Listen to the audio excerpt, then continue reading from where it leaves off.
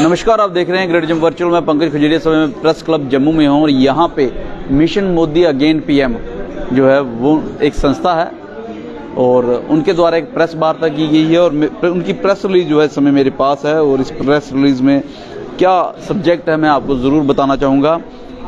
संत श्री आशाराम बापू जी के साथ हो रहे अन्याय एवं उनकी शीघ्र रिहाई के संदर्भ में। तो ये पूरे का पूरा है कि जो आशाराम बापू जी हैं उनको जल्द से जल्द रिहा किया जाए और उनके साथ जो अन्याय हो रहा है उनको ऊपर जो है वो अन्याय नहीं होना चाहिए, न्याय होना चाहिए। इन सारी चीज़ों में बातचीत करने के लिए मिशन मोदी अगेन पीएम के जो प्रधान उषा राजपूत जी मेरे साथ हैं। क्या कुछ कहते हैं जानने की कोशिश करेंगे। मैम, आज आपने प्रेस वार्ता की है, क्या उद्देश्य है कि सिर्फ आशाराम जी को आप जो है वो रिहा करवाना चाहते हैं, कोई और भी मुद्दा है? नहीं, हमारे मुद्दा ये भी है कि गोरक्षा, ठीक है, तो सनातन धर्म की जो गिरावट है उसके ऊपर, और सनातन धर्म में संत भी आ जाते हैं।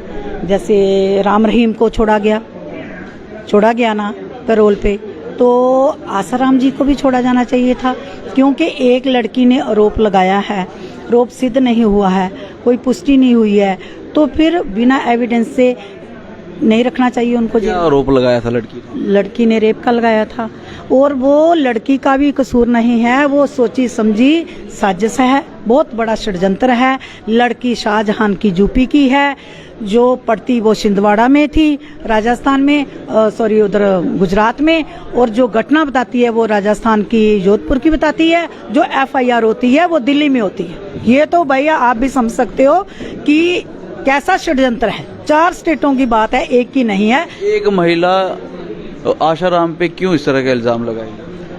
वो महिला ने नहीं लगाया है, महिला के पीछे बहुत बड़ा षड्यंत्र है। कौन है वो? वो विदेशी ताकतें हैं, वो जो चाहती नहीं है कि हमारा सनातन धर्म ऊपर उठे, वो तो हमारी संस्कृति को गिराने का काम कर ही रही हैं।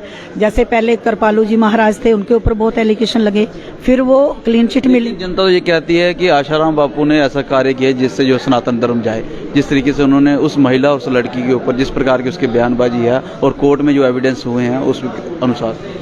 कोर्ट में कोई एविडेंस नहीं हुए। शायद आपने सुना नहीं होगा, सुब्रमण्य स्वामी जी जो कि बीजेपी के बड़े अच्छे माने परमाने हैं और एडवोकेट भी हैं और लीडर भी हैं, वो बार बार ट्वीट कर रहे हैं, आपने सुना नहीं है क्या? उनके ट्वीट से क्या होना है? बात तो होना या नहीं होना, लेकिन उनको पता होगा सच्चाई का, तो वो ट्वीट कर रहे हैं ना। जैसे हमने भी मेडिकल रिपोर्ट देखी है, ये हमारी संस्था के पास 4-5 सालों से ये लोग आ रहे हैं कि आप आवाज उठाओ, हमारे बापूजी निर्दोष। आप क्यों आवाज उठाओ? सवाल यही जनता यही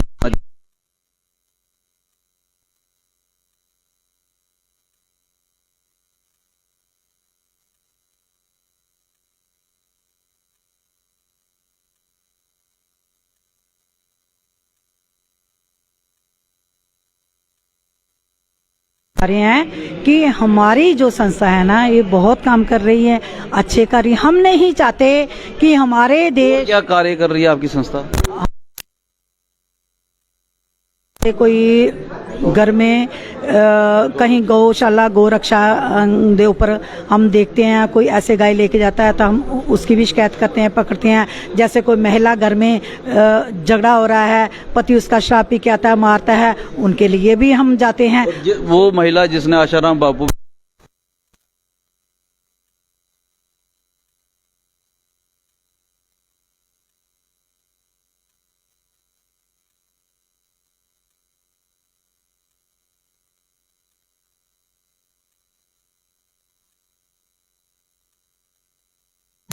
मेरे साथ कुछ नहीं हुआ है, जैसे मेरे माँ बाप कहते हैं वैसे मैं करती हूँ, ये सॉलिड पॉइंट है। तो इसलिए हम चाहते हैं कि सीबीआई जांच हो, दूध का दूध पानी का पानी हो। जो अगर किसी ने गलत कार्य किया तो उसको सजा होनी चाहिए। 10 साल क्यों लग गए आपको?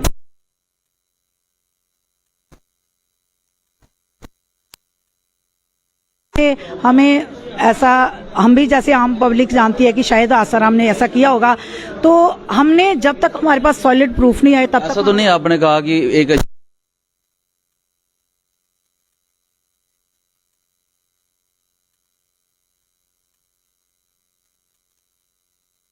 देखी है सॉलिड प्रूफ। आप फिर मेडिकल रिपोर्ट पे जा रहे हैं, मेडिकल रिपोर्ट देखना उसका काम।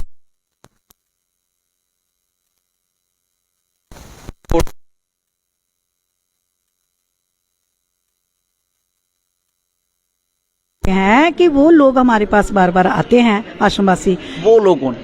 आश्रमवासी आसाराम जी के शिष्य, वो कहते हैं उनसे पूछा आप खुद क्यों नहीं जा रहे हो, आपको क्यों?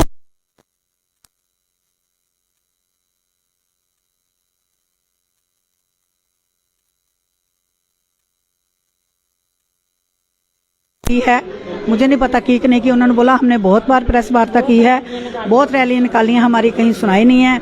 तो मैडम आप अध्यक्ष हो, इतने अच्छे कार्य कर रहे हो, गौ रक्षा कर रहे हो, बहनों की रक्षा कर रहे हो, बेटियों की, बहनों का जिक्र किया यहाँ पे, बहनों का, लड़कियों का जिक्र किया, बहनों का जिक्र किया आपने।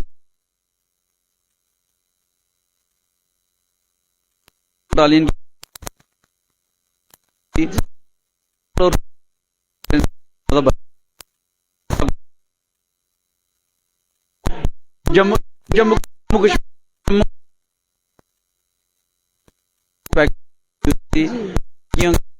हुई और सिलेक्शन होने के बाद जो है वो स्क्रैप हो गया। हालांकि धांधली हुई थी, धांधली ने की थी, लेकिन जो पढ़ लिख के लड़कियां अव्वल आई थी वो स्क्रैप हो गया, उनके साथ जाती हुई।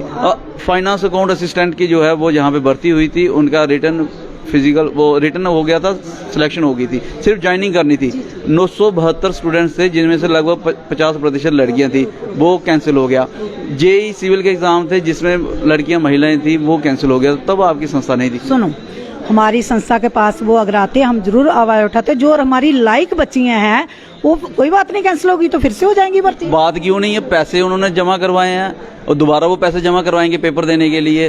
पहले उन्होंने जहाँ पे कोरोना काल चल रहा था उससे पहले एप्लीकेशन 370 हुआ था, इंटरनेट बंद था, उन्होंने मेहनत करके अपने 3-4 साल पढ़ाई की। अभी 3-4 साल का वो पे कौन करेगा? सरकार तो पैसे लेके चलेगी। सर देखो, जो लड़की मेहनत वाली है ना, कोई बात नहीं, एक बार फॉर्म के पैसे दिए तो दोबारा भी दे सकती हैं, ट्राई अगेन, कोई ऐसी बात नहीं। उनको कंपटीशन बढ़ जाएगा। किसको चिंता? जिन लोगों ने रिश्वत दी होगी, पेपर आपकी संस्था आप फिर किस तरीके से महिलाओं को सशक्तिकरण कर रही है? अगर आप उनके 4 साल की वो वेटेज नहीं डाल सकते हैं तो आप कैसे कह रहे? अगर आपके माध्यम से हमें पता चला तो जरूर डालेंगे, अगली बार उसके ऊपर प्रेस वार्ता हो जाएगी, कोई बात नहीं।